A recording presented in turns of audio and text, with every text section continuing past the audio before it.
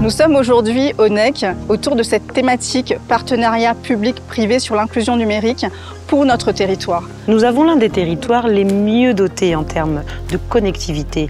Et ce que nous constatons, c'est que malheureusement, nous avons une grande partie de notre population qui ne peut même pas profiter de cette magnifique dotation parce qu'elle souffre, je dirais, d'électronisme, de fossé finalement entre cet accès au numérique parce que des fois les appareils coûtent cher, parce que c'est compliqué lorsqu'on a les appareils, parce que des fois il y a de l'obsolescence et il faut en changer très vite. Aujourd'hui, nous avons plus de 250 000 compatriotes qui sont en situation de difficulté vis-à-vis du numérique.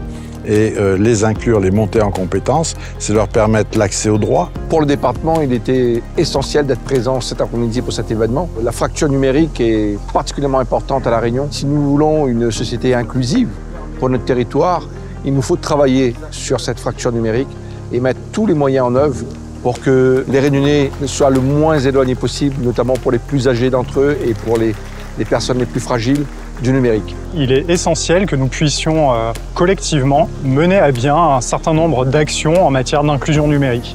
Et c'est ce sur quoi l'État, le Conseil régional et le Conseil départemental travaillent depuis maintenant près d'1 an. L'idée étant de définir une feuille de route pour l'inclusion numérique qui traite à la fois des sujets d'infrastructure, de formation, de médiation numérique, tout ça pour que le numérique prend toujours de plus en plus de place, personne ne se sente complètement exclu de ces usages-là. Donc au départ, c'était l'accès aux droits, les droits fondamentaux d'ailleurs, et maintenant c'est un peu tous les actes de la vie quotidienne qui sont dématérialisés et que les gens doivent accomplir. Et donc la personne qui sait ni lire ni écrire, vous imaginez que devant un écran, elle est complètement désarmée.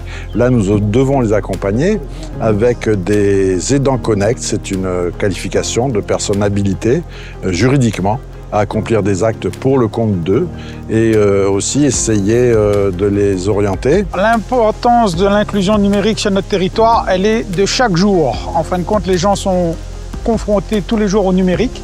Une démarche administrative, un email arrivé, une demande de rendez-vous, une convocation, tout le numérique au quotidien. Du coup, c'est important chaque jour d'être au contact de la population, de les aider à utiliser ces nouveaux outils, de les aider à comprendre les informations en masse qu'ils reçoivent chaque jour grâce au numérique. Le tout n'est pas de fournir seulement des réseaux, mais aussi de faire de l'accompagnement à l'usage du numérique. L'enjeu de l'inclusion numérique est central pour embarquer des publics jeunes, mais également pour embarquer des publics moins jeunes.